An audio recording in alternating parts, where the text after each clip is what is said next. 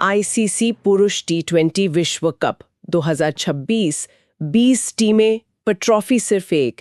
ये वो टूर्नामेंट है जहां कागज पर सबसे मजबूत टीमें भी कभी-कभी पहले ही दौर में बाहर हो जाती हैं। बिल्कुल, और कोई नई टीम आकर उलटफेर कर देती है। हाँ, टी20 में भविष्यवाणी करना मतलब बहुत ही मुश्किल काम है।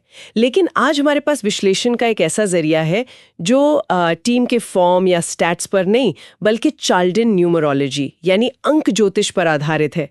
ये क्रिकेट को देखने का एक बिल्कुल ही अलग नजरिया है। जी बिल्कुल, ये जो पूरा एनालिसिस है ना, ये पूरी तरह से चार्ल्टन अंक ज्योतिष पर बेस्ड है। इसमें हम क्या देखते हैं?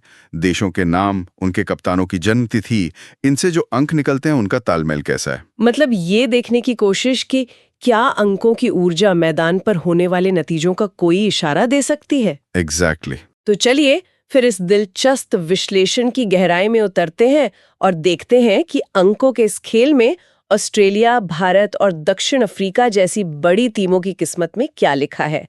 ठीक है, तो इस विश्लेषण में आगे बढ़ने से पहले कुछ बेसिक बातें समझनी होंगी। स्रोत में बार बार नामांक, पर्सनल ईयर और एक 951 सफलता रेखा का जिक्र है। ये सुनने में तो बड़े भारी शब्द लगते हैं। हाँ, पर इन्हें समझना बहुत आसान है। सोचिए, नामांक किसी देश या व्यक्ति के नाम की एक परमानेंट वाइब्रेशन है, उसकी कोर पर्सनालिटी कह सकते हैं। अच्छा, और इसे निकालते कैसे हैं? इसका तरीका भी बड़ा सीधा है। चार्ल्टियन सिस्टम में हर अक्षर को एक नंबर दिया गया है, जैसे AIJ के लिए 1, BKR के लिए 2 वगैरह। तो मिसाल के तौर पर इंडिया, हाँ, तो I का 1, N का 5, D का 4, फिर I का 1, A का 1, कुल योग हुआ 12। फिर इसे हम सिंगल डिजिट मिलाते हैं, यानी 1 + 2 बना 3। तो इस सिस्टम के हिसाब से भारत का नामांक हुआ 3। अच्छा, ओके। तो ये तो हुई परमानेंट पर्सनालिटी। और ये पर्सनल ईयर क्या है? पर्सनल ईयर उस खास साल मतलब 2026 के लिए एक अस्थायी प्रभाव है, जैसे ज्योतिष में किसी ग्रह का गोचर होता है ना। समझ गई।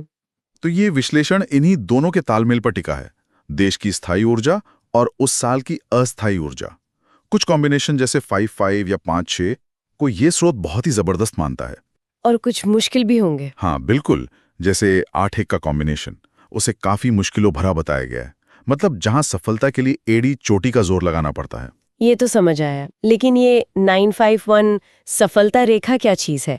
इसका जिक्र बार बार कप्तानों के लिए आया है और ये बहुत जरूरी लगती है। ये इस विश्लेषण का सबसे दिलचस्प हिस्सा है। इस 951 सफलता रेखा को आप एक तरह का न्यूमरोलॉजिकल एक्स फैक्टर या कह लें सुपर पावर समझ सकती हैं। Super power? हाँ, जैसे कुछ खिलाड़ियों में चोट से जल्दी उभरने की क्षमता होती है, वैसे ही इस रेखा वाले कप्तान दबाव में बिखरते नहीं बल्कि और मजबूत हो जाते हैं। ये उनकी जन्म तिथि से निकलती है और स्रोत के मुताबिक ये उन्हें बड़े मैचों में शांत रहने और सही फैसले लेने की एक एक्स्ट्रा मानसिक शक्ति देती है। वाह, तो ये तो कप्तानों के लिए एक तरह का सीक्रेट हथियार हुआ। चलिए अब मैदान में उतरते हैं। उन टीमों से शुरू करते हैं जिनके लिए अंक सबसे ज्यादा मेहरबान दिख रहे हैं। स्रोत सीधे तौर पर 2 टीमों को सबसे मजबूत दावेदार बता रहा है। जी, और इसमें सबसे पहला नाम शायद थोड़ा चौंका दे, दक्षिण अफ्रीका। दक्षिण अफ्रीका? अच्छा, उनके नंबर्स क्या कह रहे हैं? यहाँ एक बहुत ही मजेदार कॉम्बिनेशन बन रहा है। देश का नामांक है 5 और 2026 में उनका पर्सनल ईयर भी 5 है। 5-5? हाँ, 5-5 का संयोजन, और स्रोत में इसे अत्यंत श्रेष्ठ यानी कमाल का बताया गया है। अंक 5 जो है वो बदलाव, आजादी और अप्रत्याशित सफलता से जुड़ा है, जो T20 क्रिकेट के तूफानी अंदाज से बिल्कुल मेल खाता है। मतलब एक विस्फोटक ऊर्जा। बिल्कुल, एक ऐसी ऊर्जा जो किसी को भी हैरान कर सकती है। तो देश के पास तो पूरी ताकत है, लेकिन कप्तान का क्या? एडन मार्क्रम के अंक कैसे हैं? कप्तान एडन मार्क्रम का संयोजन 3-6 है, जो अच्छा माना जाता है। ये एक पॉजिटिव बात है, लेकिन यहाँ एक बहुत बड़ा लेकिन है। क्या? उनकी कुंडली में वो 9-5-1 सफलता रेखा मौजूद नहीं है। वो न्यूमरोलॉजिकल एक्स फैक्टर गायब है। 1 मिनट, तो इसका मतलब ये हुआ कि देश के पास तो वर्ल्ड कप जीतने वाली ऊर्जा है, पर शायद वो कप्तान नहीं है जो दबाव के पलों में टीम को लाइन के पार ले जा सके। ये तो किसी फिल्म की कहानी जैसा लग रहा है। आपने बिल्कुल सही पकड़ा। यही इस विश्लेषण का सबसे बड़ा सवाल है। क्या देश के बेहद शक्तिशाली अंक कप्तान में उस एक खासियत की कमी की भरपाई कर सकते हैं? दक्षिण अफ्रीका के पास एक ऐतिहासिक मौका हो सकता है, लेकिन आखिरी बाधा पार करने के लिए उनके नेतृत्व को कुछ असाधारण करना होगा। ठीक है, तो ये दक्षिण अफ्रीका की कहानी है। अब आते हैं दूसरी मजबूत टीम पर। जाहिर है वो भारत ही होगा। उनके अंक क्या कहानी कह रहे हैं? भारत की कहानी दक्षिण अफ्रीका से बिल्कुल अलग है।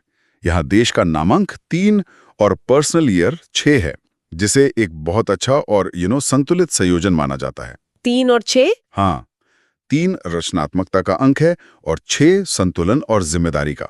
ये एक स्थिर और लगातार आगे बढ़ने वाली ऊर्जा का संकेत है। लेकिन असली ताकत, जैसा कि स्रोत बताता है, वो कप्तान सूर्य कुमार यादव के अंकों में छिपी है। हाँ, उनके नंबर तो वाकई कमाल के लग रहे हैं। उनका नामांक 5 और पर्सनल ईयर 6 है। ये 5-6 का संयोजन भी अत्यंत श्रेष्ठ बताया गया है। और सबसे बड़ी बात, उनके पास वो जादुई 951 सफलता रेखा भी है, जो दक्षिण अफ्रीका के कप्तान के पास नहीं थी। बिल्कुल। और यहीं पर इस विश्लेषण के हिसाब से भारत थोड़ा सा आगे निकल जाता है। यहाँ मामला ऐसा है कि देश के अंक भी अच्छे हैं, कप्तान के अंक तो कमाल के हैं ही, और ऊपर से उनके पास वो एक्स फैक्टर भी है। ये एक कंप्लीट पैकेज जैसा दिखता है। तो एक तरफ दक्षिण अफ्रीका है जिसके देश के अंक असाधारण हैं, और दूसरी तरफ भारत, जहां देश और कप्तान दोनों के अंक बहुत मजबूत हैं। ये तो बहुत ही रोमांचक मुकाबला लग रहा है ना? लेकिन क्रिकेट में सिर्फ 2 ही टीमें तो होती नहीं। मुझे इंग्लैंड और ऑस्ट्रेलिया जैसी टीमों की चिंता हो रही है। वो हमेशा बड़े दावेदार होते हैं।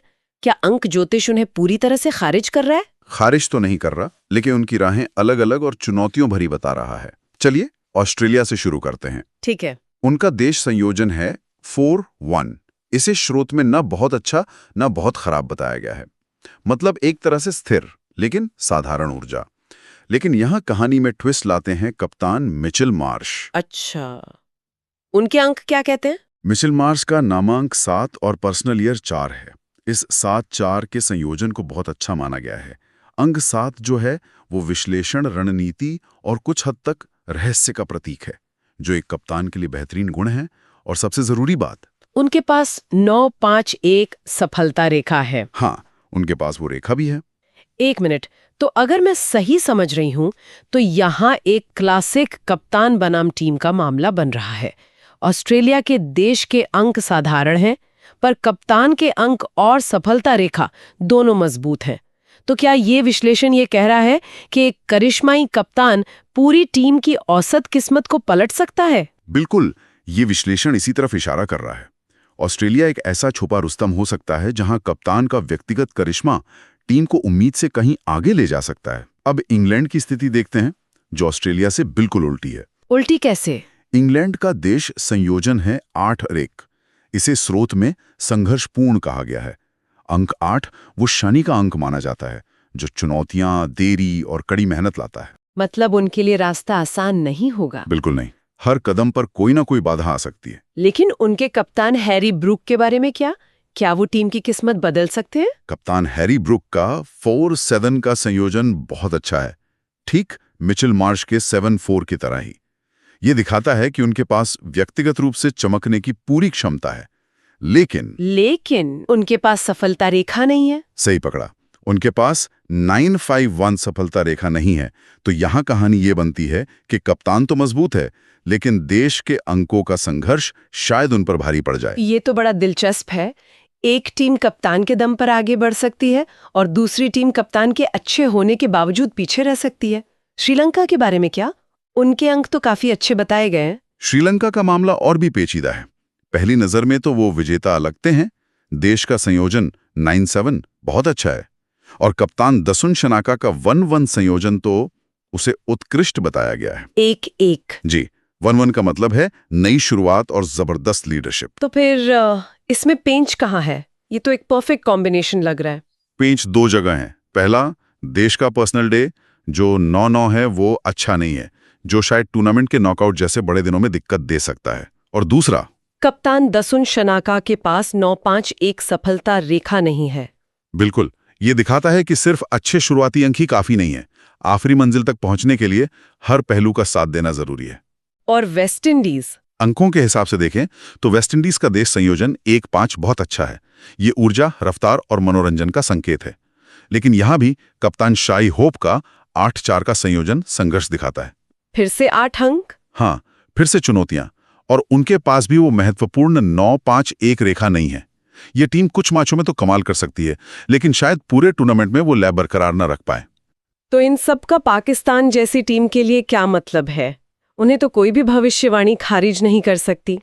पाकिस्तान का देश संयोजन 7-5 है, जिसे स्रोत में सामान्य बताया गया है। न बहुत अच्छा, न बहुत बुरा, एक मिलीजुली ऊर्जा। लेकिन असली सवाल कप्तान को लेकर है। सलमान आगा का 9-8 का संयोजन कमजोर माना जाता है। लेकिन यहाँ एक बहुत दिलचस्प बात है। स्रोत कहता है कि कप्तान के अंक कमजोर होने के बावजूद उनकी कुंडली में 9-5-1 सफलता रेखा मौजूद है। ये बात कुछ हजम नहीं हुई। ये तो विरोधाभासी लगता है। ये एक बहुत ही पेचीदा मामला है, और आपने सही नस पकड़ी है। ये तो ऐसा हुआ कि गाड़ी का इंजन खराब है, पर ड्राइवर बहुत अच्छा और अनुभवी है। तो क्या टीम आगे बढ़ेगी या रास्ते में रुक जाएगी? हाँ, सवाल तो यही है। इस पर स्रोत का इशारा ये है कि व्यक्तिगत प्रदर्शन शानदार हो सकता है। हो सकता है सलमान आगा कप्तान के तौर पर कुछ यादगार पारियां खेलें या फैसले लें। वो सफलता रेखा उन्हें व्यक्तिगत रूप से तो चमका सकती है, पर शायद टीम को जीत की रेखा के पार ले जाने के लिए जो वो सामूहिक ऊर्जा चाहिए, वो ना मिले। अच्छा, और आखिर में न्यूजीलैंड, जिन्हें हमेशा अंडरडॉग कहा जाता है। न्यूजीलैंड की स्थिति भी बीच की है। देश के अंक 6-9 अच्छे हैं, एक संतुलित टीम का संकेत देते हैं। लेकिन कप्तान मिचेल सेंटनर का 8-8 का संयोजन बहुत चुनौतीपूर्ण है। 8-8। जी, 8-8 के संयोजन में बहुत ज्यादा मेहनत करनी पड़ती है और कोई शॉर्टकट काम नहीं करता। हालांकि एक प्लस पॉइंट यह है कि उनके पास सफलता रेखा है, जो शायद उन्हें मुश्किल हालात से लड़ने की ताकत दे। तो चलिए इस पूरे विश्लेषण को समेटते हैं। हमने मजबूत दावेदारों को देखा, छुपे रुस्तमों को परखा और उन टीमों को भी समझा जिनकी राह मुश्किल है। अगर हम सिर्फ इस अंक ज्योतिष के स्रोत पर भरोसा करें तो तस्वीर क्या बनती है? सभी गणनाओं को एक साथ रखने पर यह स्रोत भारत और दक्षिण अफ्रीका को खिताब का सबसे प्रबल दावेदार मानता है। ओके। भारत के पक्ष में देश और कप्तान दोनों के श्रेष्ठ अंक है, और सबसे बढ़कर कप्तान के पास वो 9-5-1 सफलता रेखा है जो उन्हें एक निर्णायक बढ़त देती है। ये एक संतुलित और मजबूत दावेदारी है। और दक्षिण अफ्रीका, जिनके पास इस विश्लेषण का शायद सबसे शक्तिशाली देश संयोजन है। वहीं दक्षिण अफ्रीका की सबसे बड़ी ताकत उसका विस्फोटक 5-5 का देश संयोजन है। ये एक ऐसी ऊर्जा है जो किसी भी टीम को उड़ाकर रख सकती है। उनकी चुनौती कप्तान के पास उस एक्स फैक्टर का ना होना है। तो मतलब आखिर में मुकाबला इस सवाल पर आ टिकता है, हाँ, कि क्या भारत का संतुलित ऑलराउंड प्रदर्शन जीतेगा या दक्षिण अफ्रीका की असाधारण देश ऊर्जा सारे समीकरण तोड़कर इतिहास रचेगी। लेकिन इस विश्लेषण से जो सबसे दिलचस्प बात निकल कर आ रही है वो सिर्फ ये नहीं कि कौन जीतेगा, बल्कि ये कि जीत का रास्ता क्या हो सकता है। बिल्कुल, इस पूरे विश्लेषण से जो पैटर्न उभरता है वो ये है कि ये सिस्टम टीम की सामूहिक ऊर्जा से ज्यादा कप्तान के व्यक्तिगत लक फैक्टर को तरजीह देता है। हाँ, ये मैंने भी नोटिस किया। हमने देखा कि कैसे ऑस्ट्रेलिया जैसी औसत टीम भी एक मजबूत कप्तान की वजह से दावेदार बन जाती है, जबकि श्रीलंका जैसी अच्छी टीम कप्तान में सफलता रेखा न होने की वजह से पीछे रह सकती है। तो इस विश्व कप की कहानी शायद टीम बनाम कप्तान की होगी, और ये एक बहुत जरूरी सवाल भी खड़ा करता है जो क्रिकेट से भी बड़ा है। एक टीम गेम में किसी एक लीडर की किस्मत या उसके अंक पूरी टीम की सामूहिक ऊर्जा पर कितने भारी पड़ सकते हैं? क्या सिर्फ कप्तान के पास सफलता रेखा का होना टीम के चुनौतीपूर्ण अंकों पर काबू पाने के लिए काफी है, जैसा हमने पाकिस्तान के मामले में देखा, जहां कप्तान के अंक तो कमजोर थे पर सफलता रेखा मौजूद थी? ये एक बेहतरीन सवाल है सोचने के लिए। ये व्यक्तिगत प्रतिभा और टीम के तालमेल के बीच की सदियों पुरानी बहस को एक नए अंकशास्त्रीय नजरिए से देखता है। खैर, अंकों ने तो अपनी भविष्यवाणी कर दी है, लेकिन जैसा कि इस स्रोत के आखिर में भी कहा गया है, अंत में जीत तो क्रिकेट की ही होनी चाहिए।